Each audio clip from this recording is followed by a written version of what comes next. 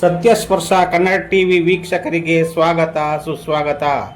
ಪಾಂಡವಪುರ ತಾಲೂಕಿನ ಅರಳಕುಪ್ಪೆ ಸರ್ಕಾರಿ ಪ್ರೌಢಶಾಲೆಯಲ್ಲಿ ತಾಲೂಕು ವಕೀಲರ ಸಂಘದ ವತಿಯಿಂದ ಮಕ್ಕಳ ಕಳ್ಳ ಸಾಗಾಣಿಕೆ ಕುರಿತು ಕಾನೂನು ಅರಿವು ಕಾರ್ಯಕ್ರಮ ಆಯೋಜಿಸಲಾಗಿತ್ತು. ಕಾರ್ಯಕ್ರಮ ಉದ್ಘಾಟಿಸಿ ಪಾಂಡವಪುರ ಜೆಎಂಎಫ್ಸಿ ನ್ಯಾಯಾಲಯದ ಹಿರಿಯ ಪ್ರಧಾನ ಸಿವಿಲ್ ನ್ಯಾಯಾಧೀಶರಾದ ಆರ್ ಮಹೇಶ್ ರವರು ಮಕ್ಕಳನ್ನು ಕುರಿತು ಮಾತನಾಡಿದರು. ಜತೆಗೆ ಮಕ್ಕಳಿಗೆ ಕಾನೂನಿನ ಅರಿವು ಮೂಡಿಸಿದರು. ಅರಳಕುಪ್ಪೆ ಸರ್ಕಾರಿ ಪ್ರೌಢಶಾಲೆಯ ಮುಖ್ಯ ಶಿಕ್ಷಕ ಚೆಲುವೇಗೌಡ ಅಧ್ಯಕ್ಷತೆ ವಹಿಸಿದ್ದರು. ವಕೀಲ ಮಧು ಅವರು ಮಕ್ಕಳ ಕಳ್ಳ ಸಾಗಾಣಿಕೆ ಕುರಿತು ವಿಶೇಷ ಉಪನ್ಯಾಸ ನೀಡಿದರು. ವಕೀಲರ ಸಂಘದ ಅಧ್ಯಕ್ಷ ಗಂಗರಾಜು, ಕಾರ್ಯದರ್ಶಿ ಕೆಎಸ್ ಮೋಹನ್ ಕುಮಾರ್, ಕ್ಯಾತನಹಳ್ಳಿ ಪೊಲೀಸ್ ಠಾಣೆ ಸಬ್ ಇನ್ಸ್ಪೆಕ್ಟರ್ ಲಿಂಗರಾಜು ಹಾಗೂ ಶಾಲಾ ಮಕ್ಕಳು, ಅಧ್ಯಾಪಕರು ಹಾಜರಿದ್ದರು. ಮಾನವ ಕಳ್ಳ ಸಾಗಣೆ ತಡೆ ದಿನಾಚರಣೆಯನ್ನು ನಾವು ಪ್ರಾರಂಭ ಮಾಡಿದ್ದೇವೆ. ಇದರ ಉದ್ದೇಶ ಇಷ್ಟೇ, ನಮ್ಮ ಭಾರತ ದೇಶ ವೈಜ್ಞಾನಿಕವಾಗಿ ತಾಂತ್ರಿಕವಾಗಿ ಬಹಳ ಮುಂಚೂಣಿಯಲ್ಲಿದೆ. ಆದರೆ ಈ ಒಂದು ಘೋರ ಅಪರಾಧ ಮಾತ್ರ ಅಷ್ಟೇ ಪ್ರಮಾಣದಲ್ಲಿ ಅಸ್ತಿತ್ವದಲ್ಲಿದೆ. ಈ ಮಾನವ ಕಳ್ಳ ಸಾಗಾಣಿಕೆ ಅಂತಂದ್ರೆ ಏನು ಫಸ್ಟ್ ತಿಳ್ಕೋಬೇಕು. ಮಾನವ ಕಳ್ಳ ಸಾಗಾಣಿಕೆ ಅಂತಂದ್ರೆ ಯಾವುದೇ ಒಬ್ಬ ವ್ಯಕ್ತಿ, ಸ್ತ್ರೀ ಅಥವಾ ಪುರುಷ, ಮಕ್ಕಳು ಎಲ್ಲರನ್ನು ಒಳಗೊಂಡು ಆ ವ್ಯಕ್ತಿಯ ಇಚ್ಛೆಗೆ ವಿರುದ್ಧವಾಗಿ ಒಂದು ಸ್ಥಳದಿಂದ ಇನ್ನೊಂದು ಸ್ಥಳಕ್ಕೆ ಬೆದರಿಸುವ ಮೂಲಕ, ಒತ್ತಾಯದ ಮೂಲಕ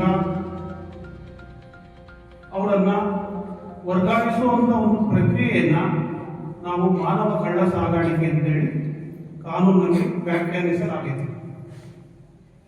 ಈ ಮಾನವ ಕಳ್ಳ ಸಾಗಾಣಿಕೆಗೆ ಯಾರೆಲ್ಲ ಬಲಿಪಶುಗಳಾಗ್ತಾ ಇದ್ದಾರೆ ಅಂತಂದ್ರೆ, ಪ್ರಥಮವಾಗಿ ಮಹಿಳೆಯರು ಮತ್ತು ಮಕ್ಕಳು.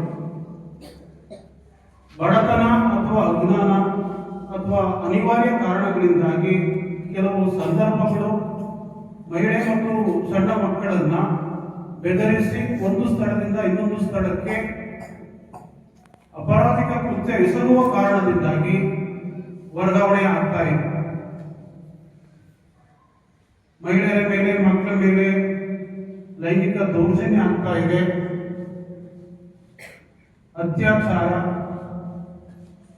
ಇನ್ನಿತರ ಅಪರಾಧ ಕೃತ್ಯಗಳನ್ನ ಎಸಗುವ ಉದ್ದೇಶದಿಂದ ಹೆಣ್ಮಕ್ಳು ಮತ್ತು ಮಹಿಳೆಯರನ್ನ ಅಪಹರಿಸಿ ಈ ಒಂದು ಕೃತ್ಯದಲ್ಲಿ ಒಳಪಡಿಸುತ್ತಿದ್ದಾರೆ.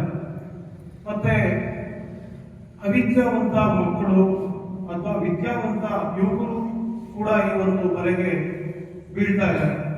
ಅವರಿಗೆ ಉದ್ಯೋಗ ಕೊಡಿಸುವ ಒಂದು ಆಸೆ ಹುಟ್ಟಿಸಿ ಅಥವಾ ಬೇರೆ ಆಮಿಷ ಹುಟ್ಟಿಸಿ ಅವರನ್ನು ಕೂಡ ಸಾಗಾಣಿಕೆ ಮಾಡಿ ಅವರ ಅಂಗಾಂಗಗಳನ್ನ ತೆಗೆಯುವಂತ ಉದ್ದೇಶಕ್ಕಾಗಿ ಅಥವಾ ಬೇರೆ ದೇಶದಲ್ಲಿ ಉದ್ಯೋಗ ಅಕ್ರಮವಾಗಿ ಮಾಡಿಸ್ಕೊಳ್ಳುವಂತ ಉದ್ದೇಶಕ್ಕಾಗಿ ಕೆಲವರು ಅವರನ್ನ ಸಾಗಾಣಿಕೆ ಮಾಡ್ತಾ ಇದ್ದಾರೆ.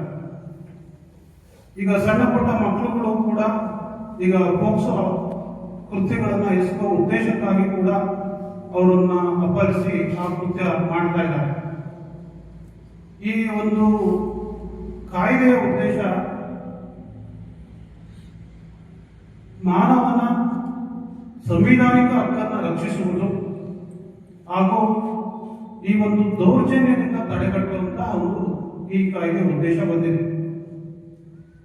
ಇದನ್ನ ನಾವು ಹೇಗೆ ತಡೆಯುವಂಥದ್ದು, ಹೇಗೆ ಇಂಥ ಕೃತ್ಯಗಳು ನಮ್ಮಲ್ಲಿ ಪ್ರತಿದಿನ ನಡೀತಾ ಇರ್ತವೆ.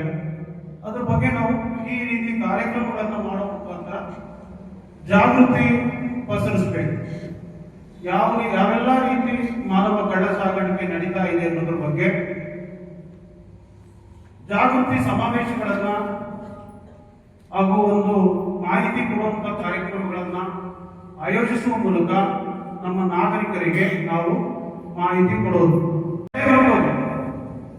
ಯಾವುದಾದ್ರೂ ಒಂದು ಕೃತ್ಯ ಎಸಗಲು ಪ್ರಯತ್ನ ಮಾಡ್ತಾ ಇದ್ದಾರೆ ಅನ್ನೋ ಭಾವನೆ ಯಾರಾದ್ರೂ ಬಂದಾಗ ಆ ಒಂದು ಕೃತ್ಯ ಜಾರಿ ಆಗದಂತೆ ತಡೆಯುವಂತ ಕಾರ್ಯಕ್ರಮ ಎಲ್ಲರೂ ಮಾಡಬೇಕು. ಯಾರು ಎದುರದಂಗೆ ಸಂಬಂಧಪಟ್ಟ ಪೊಲೀಸ್ ಅಧಿಕಾರಿಗೆ ಅಥವಾ ಕೋರ್ಟ್ಗೆ ಯಾರಿಗೆ ಒಂದು ಕಾನೂನು ರೀತಿ ಕ್ರಮ ಕೈಗೊಳ್ಳುವಂತ ಅಧಿಕಾರ ಕೊಟ್ಟಿದ್ದಾರೆ ಅಂತವರ ಗಮನಕ್ಕೆ ತಿಳಿಸುವಂತಹ ಕಾರ್ಯಕ್ರಮ ಪ್ರತಿಯೊಬ್ಬರದ್ದು ಆಗಬೇಕು. ಇದು ನಾಗರಿಕರ ಪ್ರತಿಯೊಬ್ಬರ ಕರ್ತವ್ಯ. ಯಾರು ಇದು ನಂದಲ್ಲ, ನನಗೆ ಸಂಬಂಧಪಟ್ಟಿಲ್ಲ, ನಮ್ಮ ಮನೆಯವರಲ್ಲ, ನಮ್ಮ ಕುಟುಂಬದವರಲ್ಲ ಅಥವಾ ನಮ್ಮ ಊರಿನವರಲ್ಲ ಅಂತೇಳಿ ಅಸಡ್ಡೆ ಮಾಡಬಾರ್ದು. ಅಂತಹ ಸಂದರ್ಭಗಳಲ್ಲಿ ನಿರ್ಭೀತಿಯಿಂದ ಒಂದು ಮಾಹಿತಿಯನ್ನ ಸಂಬಂಧಪಟ್ಟಂತವ್ರಿಗೆ ಕೊಡಬೇಕು. ಆ ರೀತಿ ಮಾಹಿತಿ ಕೊಟ್ಟವ್ರಿಗೆ ಕಾನೂನಿನಲ್ಲಿ ರಕ್ಷಣೆ ಇರ್ತದೆ, ನಿಮ್ಮ ಗೌಪ್ಯತೆಯನ್ನ ಕಾಪಾಡ್ತಾರೆ. ಯಾವುದೇ ರೀತಿ ನಿಮ್ಮ ಒಂದು ಗುರುತನ್ನ ಪ್ರಪಂಚಕ್ಕೆ ತಿಳಿಯೋದಿಲ್ಲ. ಹಾಗಾಗಿ ನೀವು ಯಾರಿಗೆ ಇಂತಹ ಕೃತ್ಯಗಳು ನಡೆಯುತ್ತಿದೆ ಅಂತ ಕಂಡು ಬಂದಾಗ ಸಂಬಂಧಪಟ್ಟ ಅಧಿಕಾರಿಗಳಿಗೆ ತಾವು ನಿರ್ಭೀತಿಯಿಂದ ಮಾಹಿತಿ ಕೊಡಿ. ಅದರಲ್ಲಿ ಯಾವುದೇ ರೀತಿ ತೊಂದರೆ ಆಗೋದಿಲ್ಲ ನಿಮಗೆ. ಯಾಕೆಂದ್ರೆ ಪ್ರತಿಯೊಬ್ಬ ನಾಗರಿಕರ ಕರ್ತವ್ಯ ಇಂಥ ಒಂದು ಕೃತ್ಯವನ್ನ ತಡೆಗಟ್ಟುವಂತ ಜವಾಬ್ದಾರಿ. ಹಾಗಾಗಿ ನೀವು ಎಲ್ಲರೂ ಅದನ್ನು ಪಾಲಿಸಿ ಅಂತೇಳಿ ಕೇಳ್ಕೊಂತೀನಿ. ಮತ್ತೆ ಇಂತಹ ಕೃತ್ಯಗಳಲ್ಲಿ ಅಪಹರಿಸಿ ಅಥವಾ ಪುಸಲಾಯಿಸಿ ಕರ್ಕೊಂಡು ಹೋದಂತ ಮಾನವರನ್ನ ಏನೆಲ್ಲ ಉದ್ದೇಶಗಳಿಗೆ ಬಳಸ್ಕೊಳ್ತಾರೆ ಅಂತಂದ್ರೆ, ಒಂದು ಲೈಂಗಿಕ ದೌರ್ಜನ್ಯ, ಮಕ್ಕಳುಗಳ ಮೇಲೆ ಲೈಂಗಿಕ ದೌರ್ಜನ್ಯ ಮಾಡುವ ಉದ್ದೇಶದಿಂದ, ಅಂಗಾಂಗಗಳನ್ನು ತೆಗೆದುಕೊಳ್ಳುವ ಒಂದು ಉದ್ದೇಶದಿಂದ, ಮತ್ತೆ ಅಕ್ರಮವಾಗಿ ಬಂಧನದಲ್ಲಿರಿಸಿ ಅವರನ್ನ ಜೀತ ಪದ್ಧತಿಯಲ್ಲಿ ಬಳಸ್ಕೊಳ್ಳೋ ಉದ್ದೇಶಕ್ಕಾಗಿ ಈಗ ಬಹಳ ಹಜಾರ್ಡಸ್ ಇಂಡಸ್ಟ್ರೀಸ್ ಅಲ್ಲಿ ಕೆಲಸ ಮಾಡೋದಕ್ಕೆ ಕಾರ್ಮಿಕರು ಬೇಕಾಗ್ತಾರೆ.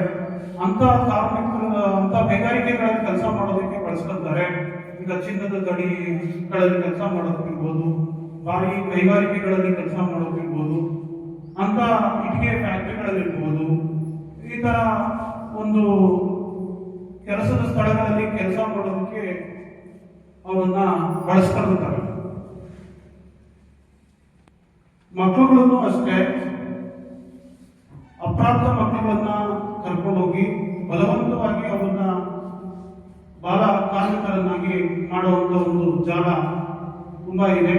ಅಂತಹ ಯಾವುದೇ ಜಾಲಕ್ಕೆ ತಾವು ಒಳಗಾಗಬೇಡಿ. ಈ ಒಂದು ಅಕೃತ್ಯವನ್ನ ತಡೆಯಬೇಕಾದ ಪ್ರತಿಯೊಬ್ಬ ನಾಗರಿಕರ ಕರ್ತವ್ಯ. ನಮ್ಮ ಸಂವಿಧಾನದ ಆರ್ಟಿಕಲ್ 23 ನಲ್ಲಿ ಈ ಒಂದು ಮಾನವ ಕಳ್ಳ ಸಾಗಾಣಿಕೆ ನಿರ್ಬಂಧ ಮತ್ತು ಅಕ್ರಮ ಬಂಧಿಸಿ ಕೂಲಿ ಕಾರ್ಮಿಕರನ್ನು ಬಳಸಿಕೊಳ್ಳುವಂಥದ್ದಕ್ಕೆ ಕಡ್ಡಾಯವಾಗಿ ನಿರ್ಬಂಧ ವಿಧಿಸಿದೆ. ಆದರೂ ಕೂಡ ಮಾನವ ಹಕ್ಕುಗಳನ್ನು ಉಲ್ಲಂಘನೆ ಮಾಡಿ ಕೆಲವರು ಪ್ರಭಾವಿಗಳು ಇಂತಹ ಕೃತ್ಯಗಳಲ್ಲಿ ಪಾಲ್ಗೊಳ್ತಾ ಇದ್ದಾರೆ. ನಮ್ಮ ಕಾನೂನುಗಳು ಕೂಡ ಕಠಿಣವಾಗಿದೆ. ಏನು ಇಮ್ಮಾರಲ್ ಟ್ರಾಫಿಕ್ ಪ್ರೊಹಿಬಿಷನ್ ಆಕ್ಟ್ ಅಂತ ಏನಿದೆ, ಆ ಒಂದು ಕಾಯ್ದೆಯಲ್ಲಿ ಇಂತಹ ಒಂದು ಕೃತ್ಯಗಳನ್ನು ಎಸಗುವವರಿಗೆ ಸೆಷನ್ ಕೋರ್ಟ್ ನಲ್ಲಿ ವಿಚಾರಣೆ ಮಾಡಿ ಜೀವಾವಧಿ ಶಿಕ್ಷೆ ಕೊಡುವಂತ ಒಂದು ಕಾಯ್ದೆ ಜಾರಿಗಿದೆ. ಆದರೂ ಕೂಡ ಇಂತಹ ಕೃತ್ಯಗಳು ಪುನರಾವರ್ತನೆ ಆಗ್ತಾ ಇದ್ದಾವೆ. ಈಗ ಬದಲಾದ IPC ಕಾಯ್ದೆ BNS ಕೂಡ 370 ITPL ಕಾಯ್ದೆ ಕೆಳಗಡೆ ಏನಿತ್ತು ಅದಕ್ಕೆ ಸಮಾನಾಂತರವಾದಂತಹ ಕಾಯ್ದೆಯನ್ನ ನಮ್ಮ ಸರ್ಕಾರ ರೂಪಿಸಿದೆ.